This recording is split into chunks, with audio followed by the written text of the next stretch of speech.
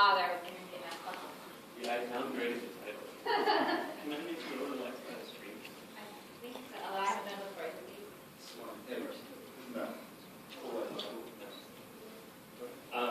So I think I might have bit off more than I could chew by saying, why should we bother with them? Because I actually don't know why you guys bother with lots of the things you bother with. So I don't want to try to pretend that I know. So I'll just talk about why I should bother with them and leave it at that. So I wanted to start with a slide that is not exactly what I'm doing.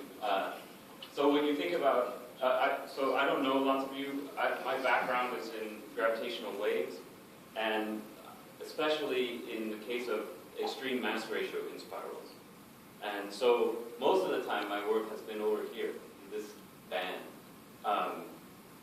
And when you think about intermediate mass black holes, there's several ways that you could get them into this band. One is just to have something like this. This is from a paper of Pau Amaro-Seoane coming through the LISA band. This is an equal mass case, I think at a gigaparsec, not sure.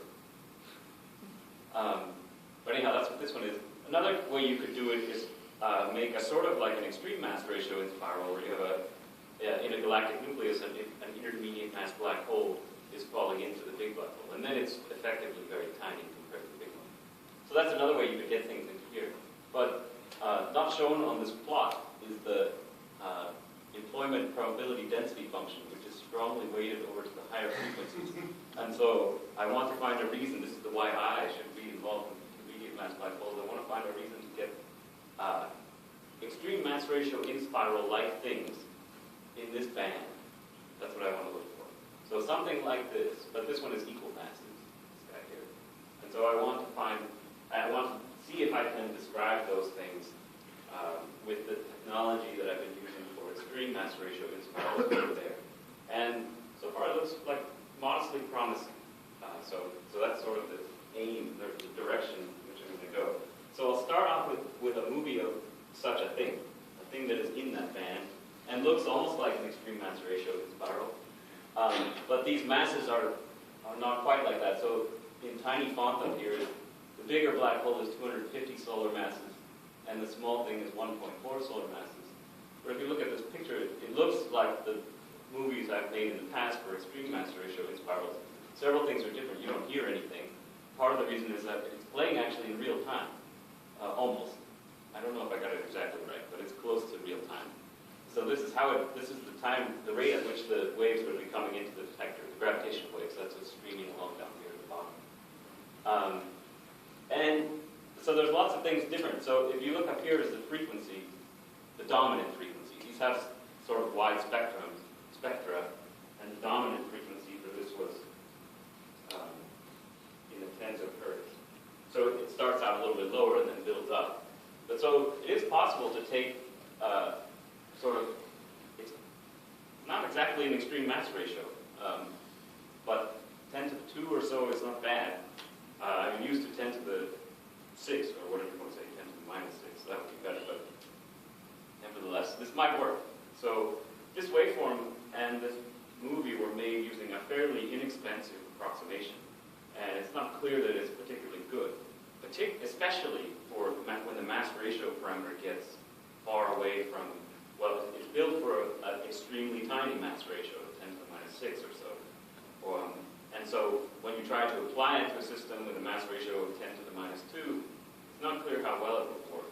The thing I used to make these waveforms and the movie and so on was an approximate version, a sort of very crude approximate version of a fancy calculation. And even then, the fancy calculation, if you're not familiar with this in relativity, it's a leading order black hole perturbation calculation, where the small parameter is the mass ratio. So even the fancy version is just leading order in the mass ratio. And then the thing I made to make these movies, of course, movies don't tell you that they're bad or not, they just look pretty, but that thing is an approximate version of the sort of fancy thing. The reason I use the approximate one, basically, is that it's cheaper. I can do it with the fancy one, but then I can't explore it as fast and see what's going on as well. So that's what's going on. So I'll tell you a little bit. So here is a plot of the two, well, this is sort of LIGO as it was before reconstruction, a little bit better than that. And then the advanced LIGO, when they turn it on, will be somehow down here. I don't know what happened to my vertical axis here. This is not a strain of 10 to the 24. And I don't know what box 23 is. So I think these are minus 22, minus 23, minus 24. But I blame these people. You can never. Anyhow, so the advanced LIGO is going way down in amplitude, but the thing that is of interest to me is that it's also pushing to the left in frequency. And so it becomes less and less crazy to imagine getting something with a straw. See, if you want to make an extreme mass ratio in LIGO, you have a problem in that you can only make the companion object so small before it doesn't really make any sense. So let's say if you don't want anything smaller than a solar mass, then you can't really make if you push the other guy too big, he's out of band. So if I now am allowed to have, say, that I push to lower and lower frequencies, I can push the companion object to larger and larger masses and still stay in band. So this is sort of an opening of an opportunity, lowering down of the minimum frequency of the detector. So that will be the target area, way over here in the sort of low frequency region of the detector. And so that's why that video, or the little movie was, what was it, 10, 20 hertz or something like that? So that's over here. I don't know if that particular one you can see it or not, but that's the point. I'm over here in this low frequency region. Now, this is sort of an out-of-date plot from 2008. I've been sort of teaching for a while now, and so my plots often are out of date. But maybe that's good. Maybe that. So I don't know what you guys have been doing, but maybe also you don't know what I've been doing. So maybe there's things in there that my references might be a little bit old, but maybe I do some new things you didn't know were happening. Hopefully, that's what's going on. Anyway, this is a plot of an estimated in 2008, an estimate for the range at which advanced LIGO could see intermediate mass. Intermediate IMRIs, intermediate mass ratio in spirals.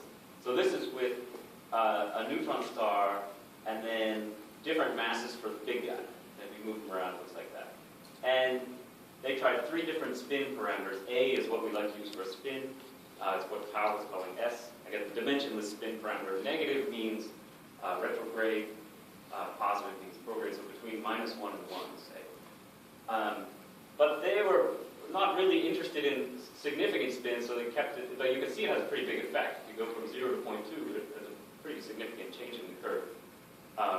It's not unusual to talk about very high spins. I don't particularly want to claim that I know what spins intermediate mass black holes have. You guys are still, I think, if I understood right, deciding whether or not they're out there. So I'm happy just saying that I don't know what their spins are. But I don't mind, I don't see any reason to focus on the spin equals 0, especially if you can get better numbers if you go to higher spins. But anyway, so this is how this looks. So you can see them quite far with advanced LIGO, depending on the mass and the spin. And the case, so this is sort of a map. It's kind of it's not really it's just a sort of crude estimate for what kind of systems would be available. On the bottom axis is the spin parameter, and this is sort of like, as in the other talks, I think it was yours, Pau, where there's asymmetries when you make the retrograde or prograde things. It's the same kind of thing. Shrinking the black hole this way, growing it this way, pushing out how far you can how close you can get. And this is just a very crude calculation using sort of the Kerr version of the spinning black hole version of Kepler's law. If you just play with the spin parameter and the mass parameter, and then suppose that you have a tiny, tiny object on an orbit, and you say, okay, I want to make sure that at the closest orbit I can get to, this is the innermost stable circular orbit, ISCO. At the closest orbit I can get to, I want to require that twice the orbital frequency, which is sort of the traditional dominant gravitational wave frequency, be still bigger than something. And so then these different curves are the different somethings. So this is if you require it to be bigger than 2 hertz, 4 hertz, 8 hertz, and 16 hertz. So depending on what your detector is capable of, you would say this, you can't really get, if your detector, I don't know what you want to call the minimum observable frequency, but if you chose a definition of it, you said it was 4 hertz, then it would be sort of silly to talk about things over here, because above the 4 hertz line, which is this line right here, because those things would never really make much gravitational waves in the band. It wouldn't even come in the band. So this is just a rough picture of sort of what kind of systems you might see, might be able to see. It doesn't say you would see all these, or you could. It just sort of rules out a lot of stuff. And of course, 2 hertz is quite fancy. Getting down to 2 hertz would be pretty impressive. So really, we're probably somewhere, even with advanced detectors, somewhere over here in the middle somewhere. Steve, can I ask you, what if you tried to do the ring down to get a little higher mass instead of the... Well, so this is just from the orbital frequency, just Oh, from it's the all orbital you know. frequency. So I didn't put anything in about ring down yet. I was wondering, because then you could maybe, I don't know if you have to You can make a different picture, yeah. You can up the mass. But I think there's an argument that for the semi-extreme mass ratios you're talking about, the merger and breakdown are very minor components. Well, so I don't know if they're minor, but they're definitely less important. So like in the case of Depends equal on where masses. you are in the band, right? Because if you're at 500 solar masses, you're Yeah, way down. if you're really just barely coming into the band, then it's all you got. But It's true, but you're not going to get anything like the range you would if you were able to see the Sure. yeah. I mean, yeah. So this is not anywhere near that level of sophistication. First, it only thinks about orbiting things, just like Kepler's law. Doesn't account for any of that. This is just to rule things out, really, more rather than not so much to say what you can see. But I guess you're right. If you have ring downs, but then where's my neighbor? Well, maybe it's encoded in the mode. Somebody else Yeah, is more than employed one. with density function. This is totally uninteresting. Okay, so the one I looked at before, I think, was here. The one I started out before was this little green dot. Somewhere down there, totally reasonable, right? All you need is a 16 hertz detector, whatever the minimum frequency is. Totally reasonable. Almost did that before. And then we can try an ambitious thing, way over here. Oh, I need to have at least a 4 hertz detector. I don't know what that means, but something that has a minimum floor of 4 hertz, and oh, I can get all the way up, and the speed is very high, so I can go all the way up to, a couple thousand solar masses. And then you can make a movie like that, and then this would be the end of my movie propaganda. And it looks like this. This one's that second dot. It starts to look a lot more like an emery. This one is, first of all, you can see up here, this is not real time anymore. And it starts to look a lot more like a traditional sort of emery movie. I don't know, maybe you don't stare at these movies as often as I do, but it shows a lot of the same. There's these sort of resonant orbits that happen, and it makes these pretty shapes and stuff. And the waveform down here is a lot more interesting and complicated. It starts to seem more like the sort of standard extreme mass ratio style thing. This is 3,000 solar masses with a spin of 0.9 and a small thing, well, I mean, a mass thing. But you haven't gotten to 4 hertz yet. No. Well, so that's actually an important point. So remember, that plot was very crude. That was just, some rough thing. And these orbits are nothing like, the introduction to gravitational wave. Like, what is the frequency of this? I mean, what is that? That looks like a mess, right? It's not a little ellipse. It doesn't have what is twice the orbital frequency? There's 3 distinct frequencies for it, for the different kinds of motion. And all kinds of weird stuff. So this is just the dominant frequency. So there's other stuff present. So the spectrum is kind of broad. Yeah, in fact, I just noticed that it goes down. It does. So you're perfect. It's like I should have paid you. So should have. So yeah, should have. Still, you have free. This is the plug. So I wanted to point that out. So if you watch the frequency up here, it's bizarre. It goes down at points. At some point, so it's sort of hovered at 2.1. I don't know if it's going to go down again. But you would think, oh no, it can't go down. What is this idiot? Like, it should always go up. This is a chirp, right? But remember, this is just the dominant frequency. There's a lot. It's a broad spectrum thing. It's not just one little whistle that's changing its frequency. And it turns out, so this is, if you look at the spectrum, so the spectrum is actually a discrete spectrum, a whole bunch of linear combinations. Any integer linear combinations have 3 distinct frequencies. And this is what the dominant frequency does over time for that particular one. So it starts out over here, it's growing, and then thump, comes down here. It's growing, bonk, comes down here. And then poof, Do those bonds correspond to which of the modes is dominant changing? Yes, I should pay you too. So this is like, oh, I went too far. So those are red lines, are the trajectories of 3 particular linear combinations of the orbital frequencies. So again, there's 3 orbital frequencies, and any linear combination of them with integers is a candidate for a frequency at which radiation could come out. What happens is, so they're all chirping, they're all going up, all the frequencies are increasing. Actually, you can make really weird scenarios where one of them actually starts to go down, but that's something weird that happens right near the end. Nobody believes that anyways. But so, what's happening is you're just switching from which mode is the most important, bouncing around in this thing. It's like you're playing an instrument. I should have done this so there's 6. There's a guitar. I could think of all the press I could make. Well, like all those CNN things. Scientist spies. Einstein's guitar. You're in the right city for that.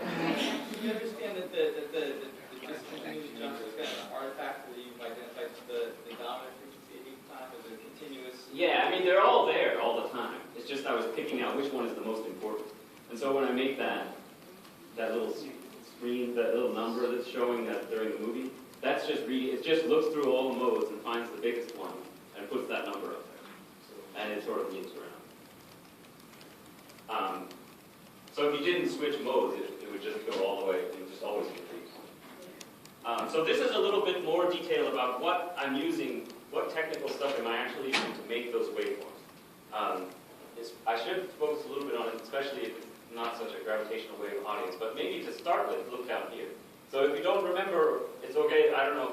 This is sort of the gravitational wave strain. This is the famed quadrupole approximation, this thing here. If you want to get fancy, you could add octupole approximations. This is all sort of very poor man's relativity stuff. It's kind of a simple approximation. It relies on slow motion and stuff like that. I shouldn't really use it, but I want to go cheap. I want to be fast. And so I use that. But I have to get down to this. This is the x's are the coordinates of the thing flying inside, this small thing falling into the hole. So how do I get these guys so that I can evaluate this formula? Well, we do 2 sort of hacks.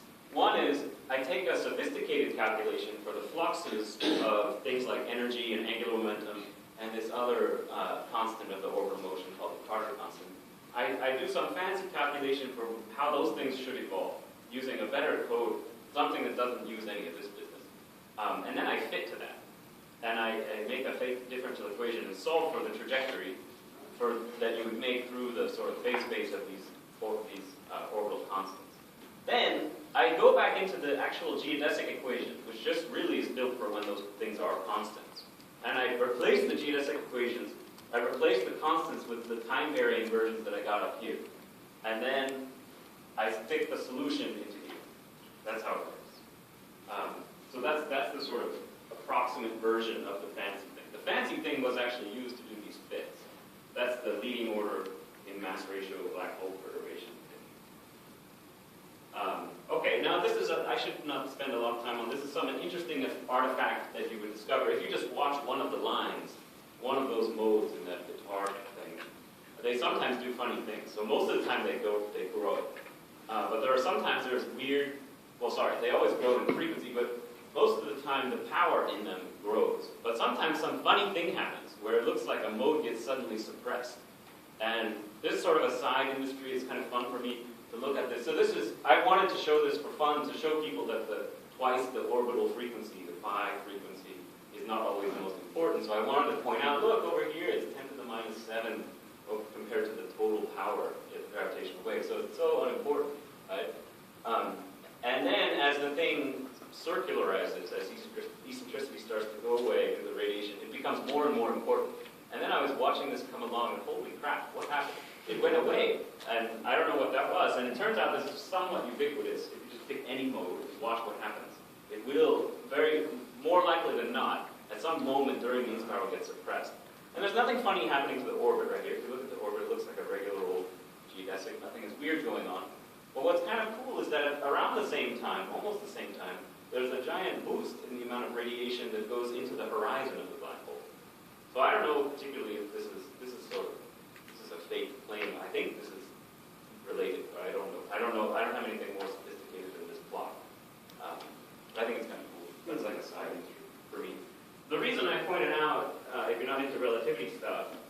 So this is all done with the fancy Tucholsky, Sasaki, Nakamura. That's all that leading order perturbation theory stuff. The reason I pointed out is that the cheapo version of it has the same property. So this blue one is like the fancy stuff, and the red one is the cheap hacked version of these things, and it has the same thing, which is kind of nice because you wouldn't expect it to be very good at all. And it has this weird thing. Okay, so I have to decide which waveforms to use. Let's say you convince the LIGO people to look for these. How should they do it? And I think the rough answer is nobody really knows, because it's not clear which models are very good. So first of all, you might want to go straight for the gold right here and just use these, but this is very challenging. It's very difficult even to just make one waveform, let alone some whole farm of it, I think. But so you try other things. Post-Newtonian approximation, which is based on the idea that the speed is small compared to the speed of light. Or this other thing, the black hole perturbation thing, which is only leading order, but the mass ratio is a much more sturdy perturbation parameter because it doesn't fall apart as you get, it's always, the mass ratio stays small. So both of these are candidates. This one is great because this is what most of the industry uses. But there's this problem that these things sit like in the high speed regime for a long time. Because the mass ratio is small, that's the whole point. They sort of sit on 1 geodesic for a while. So they get into some place where they have a high speed compared to the speed of light. They sort of sit there for a while. So that's bad news. So I don't know what that does, but it's not good. And so that's a problem for this guy. But also this one has a problem that this one is only going to work particularly, we only really have it to leading order. There are sort of rumors of things at higher order, but I don't know what's going on with that. The mass ratio isn't that small. And so part of the problem with that is that we only have leading order, but also, if the mass ratio is not that small, this whole thing I was talking about up here actually isn't going as well. Like this one wants the thing to get out of this fast-moving region as fast as possible, or not to be in it, basically. This one wants it to sit in whatever regime it's in for as long as possible, so that I can just put the thing on a geodesic and not worry about what happens to make it accurate. So they're sort of competing, and I don't know which one would win. Most of the industry, by far, is working on this stuff. That's what's used for equal mass things. And not much has been going on looking at this. And I think, so the rest of this talk is just to show some checks and see how it goes. I tried to compare this to this to see what I could do. Of course, there's a problem, like I said. It's hard just to get one of these. That's what I would like. And so I found various different groups. So they both are in the audience. So Christian Reiswick is in the back. Deirdre is up here in Pablo. These are all of my people I have successfully hounded into getting to something like an extreme mass ratio thing. But I can't really make an extreme mass ratio, and I tried to make a laundry list of the reasons that they have told me this is hopeless or something like that. I don't know if this is a very good representation of the reasons, but here's some of them. So first of all, these are terrible conditions. You need to go, I don't want to see the merger actually, because I'm not trying to get your waveform and then go find something. I'm trying to get a waveform that I believe from the numerical relativity people, but in a regime which is not their favorite, where the things are slow, and I want to see it for a long time, so that I can compare these different approximations and see which ones do better. So that's bad. The further out you go, the more orbits you need to actually see anything interesting. So I didn't dwell on it, but there was an equation at the bottom of this thing which estimates sort of, you have to at least watch it for a dephasing time, which is the time over which you at least go off 1 geodesic to another one. And that's about 5 orbits or so for these different characteristic parameters. But I want to push out R far and make Q big, so this is bad. So we have to watch lots of orbits. And of course the orbits take longer the further out you go. So this is all bad. I don't know if this is inaccurate. Am I missing key pieces? There's length scale differences. One thing is small compared to the other. I would like to include spins and eccentricity and inclination because those make the coolest movies. And who knows what's really out there anyway, so why not if we can do it? And also, I don't know if this may or may not be a fair claim, but I think it might be sort of a side industry. This is not a normal regime. So anyways, but I've successfully got some people to work on it. There have been some simulations that larger mass ratio is So this is the 100. Yeah, so Trivial, but the reduced problem is it's not something you can really generalize to answering the big question. Lots of them get long-lasting. yeah, I mean, probably the real way to answer this is that I don't want to take the most exotic numerical relativity waveform out there. I want to take something that's believable and use that as the sort of trustable thing. And I can't get what I want. I can't get way out there, high mass ratio, all that stuff, but I can try for something. And these are, so I'll just show you plots of the kind of things I've sort of gotten. So this is one that I have not gotten. Christian is working on it, I think, right? This one is a mass ratio. They even use different letters. Q is, they put the big mass on top. It's totally confusing. This is a mass ratio of 8, and it looks something like this. I think this one is planar. This is what my thing looks like, and I've tried to, I think I sort of semi-successfully got Mr. Drasco to work on this one. But it would look like this. More importantly, look at this. This is the radius as a function of time. It wiggles all over the place. Look, this all this eccentricity, and look how far this goes. This is bad. This is way out there. But that's what I would like. The eccentricity is all over the place. Starts out at 0.2, which is like Mount Everest for numerical relativity, I think. I could be wrong. I misrepresent things all the time. But Do you get this little jump at the end, like using the... where the eccentricity goes up? Yeah. No, but you might, but I don't want to go near there. I don't want to go near the end. I want to go out where I sort of can do a real... I don't want to go to the most exotic regions. Okay. But yeah, I can get those too. And here's what the waveform would look like for that particular one. This is all my kludge stuff. This is not numerical relativity. But this is what I would like. That kind of... So I got 3 cases going. So one of them is done. This was the first one I tried from Christian Reisberg with a mass ratio of 4. This is the Q equals 8 one that I just advertised here. It's sort of in progress. I've done mine. I'm waiting for Reisberg. Mine takes about 30 seconds. So it's not very fair. But anyway, so this one is nice. The mass ratio is terrible for me. 4. That's no intermediate mass ratio. You know, that's actually the kind of thing that's in your equal mass case paper. Like those are more like your numbers. But I'm just trying for anything I can get. But the distances are nice. It's quite far out there, so that's good. And then after I saw you guys in the Georgia Tech group in Kyoto last summer, they loaned me some of their waveforms. One with a mass ratio of 10. Doesn't have any spin. Although when we fit to it, we get a spin. But whatever. And the distances are not as far out there. And we have eccentricity. Look at the size of that. That's our circular. That's your circular? Oh, no, I know what. So the thing is, the Georgia Tech group, if you're not familiar with, they have a whole lot of them. And so my student who's working on this with me, who's an undergrad, he coordinated with James. Is James here? No. I've never met him. He's at RIT now. So anyway, so he picked out this particular one. It's not like this is all that's available. This is one I think we went for higher mass ratio or something. Yeah, we have a 15. But anyway, so this is some baloney about what I use to describe whether or not the things match. But I'll just skip to the pictures. So this is a plot of the first ones. This is the 2-2 mode of psi 4 comparing to Reisberg's Q equal 4 thing, which I should be terrible at Q equals 4. Because remember, I'm doing an approximate version of a leading order mass ratio thing, so it should be awful. But it does okay.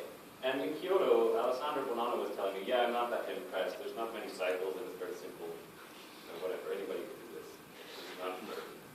The red, one of these is, I forget which one is which, the red or the blue. One of them is the numerical relativity, one of them is my thing. The clues. It's obviously a very non-extreme mass ratio. I mean, you take the ISCO frequency to just be of the larger whole, or some kind of reduced mass. No, there's no mention of ISCO frequency. I don't even. But normal. I mean, I guess the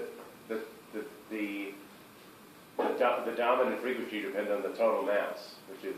Oh yeah. So, well, let me get back to it. Let me just skip to the other results because I think this will apply equally well to all of those. So that was the 2-2 mode. The 3-3 mode is weaker, but it also looks okay. If you go to the 3-2 mode, it's much noisier in the numerical relativity. So now we see that was the red one. But the clue one is of course smooth because it's very simple. It's all analytic, more or less. Anyhow, and the Georgia Tech one is, I think, the more exciting in the sense that I was really shocked that we had any success. 2 more minutes. See, this is well done. So So the distance range isn't as hot. It's far, but it's not as far. I would like things really far out there, really high mass ratio, whatever. The mass ratio is now 10, so the bigger hole is 10 times the size of the smaller one. And my student, Derek, he said, well, just for the hell of it, I'm going to push the region that we compare all the way, like way close, until we basically can't even make a geodesic anymore. The code will just crash. It says, what are you talking about? You can't get that close. So we tried that, and this is a very optimistic range. It's basically almost into the plunge, or it is into the plunge, I think. And it looks great, I think. So this is the 2-2 mode, like this, the 3-3, and then here's the total. But for the total, you have to pick an observer and say where you are. So this is for several different observers. The red one is the numerical relativity. The blue, I don't know if you can see the blue, that's us. And it's not so bad. So there's some gaps up here. But these are just different observational positions. Same thing, just put the observer in different places. And that's it. So the summary is that advanced detectors really can look for sort of Emery-like things with intermediate mass black holes in them. So I don't know. Maybe that would be the smoking gun. No, maybe. It's not clear which waveforms we could use to look for them. I think these ones are at least candidates.